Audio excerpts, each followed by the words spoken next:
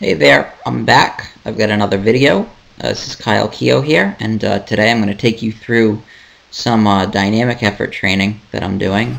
For this cycle, I'm doing dynamic effort training exclusively without any accommodating resistance, which is sort of an ass-backwards way of doing it, because of course accommodating resistance will allow you to accelerate through a movement, which is of course the entire purpose of doing dynamic effort training. It's maximal force produced at submaximal weights.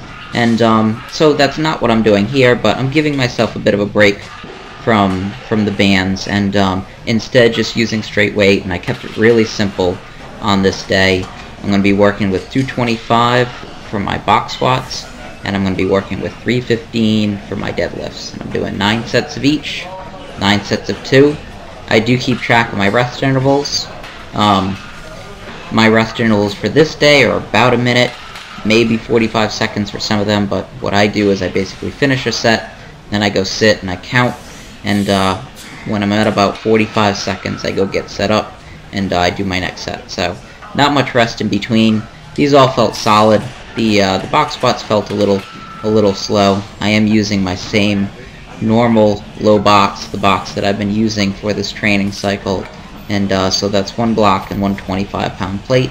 It's maybe 12, 13 inches, somewhere in that range from the bottom. And so these felt okay. I also did some 315-pound deadlift doubles that felt a lot better. And I know that there's a lot of talk, there's a lot of discussion about whether or not, number one, box squatting is good for raw lifters, and I think that it can be valuable. Especially in breaking up the eccentric concentric chain. I don't think you have to box squat like a West Side lifter does to get something out of it. I think that's one approach to box squatting, but not every box squat has to be a super wide stance leg curl. You can box squat in other ways just to break up that chain and force yourself to really contract at the bottom and be able to produce a lot of force after sitting on that box and losing your stretch reflex. And I think that dynamic effort training has been a big help for me on my deadlifts. I think what I've got going for me on my deadlift has always been my speed, and I think my speed has only improved by doing dynamic effort pulling. What I have done, and this is just me warming up with 225, what I have done this cycle is I've really ramped up the accommodating resistance on both my deadlifts and on my box squats, and that's just to really make me work harder through the movement. I've been working a lot on my lockout for my deadlift, and the snap on these felt better than it has, I think, ever. I'm trading a little bit of speed off the floor with my positioning because I'm not quite hunched over the bar like I used to be.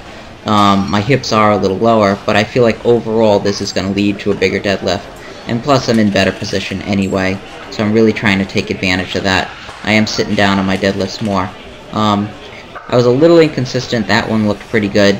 Some of these were a little bit slower, but for the most part I was pretty happy with these. The bar really took off of the floor pretty nicely, and I am seeing a difference in my training. You know, my deadlifting has been really good this cycle. I went back to doing some volume pulling off the floor, and I set some rep PRs, pulled 500 for 5, pulled 520 for 3, pulled 540 for 2, and last week I pulled 520 off a 4-inch deficit. This week I'm going to try and pull 530 off of around a 2.5-inch deficit. So I'm going to try and break all my my deficit PRs rather.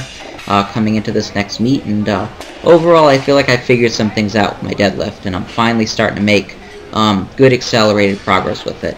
Usually my progress is really slow, but I'm starting to pick things up now, and I think this has been, of my last few training cycles, the one training cycle where I've really seen bigger than normal gains on my deadlift. So I'm hoping that continues, and I'm hoping you keep watching these videos. I'll come back with a new video soon. I did some bench pressing yesterday, worked up for 270 for 2 triples, all paused reps, so I'm going to have that up, and then I'll have something about my deadlift session today. Anyway, check back in again soon, and I'll have more videos for you in a bit.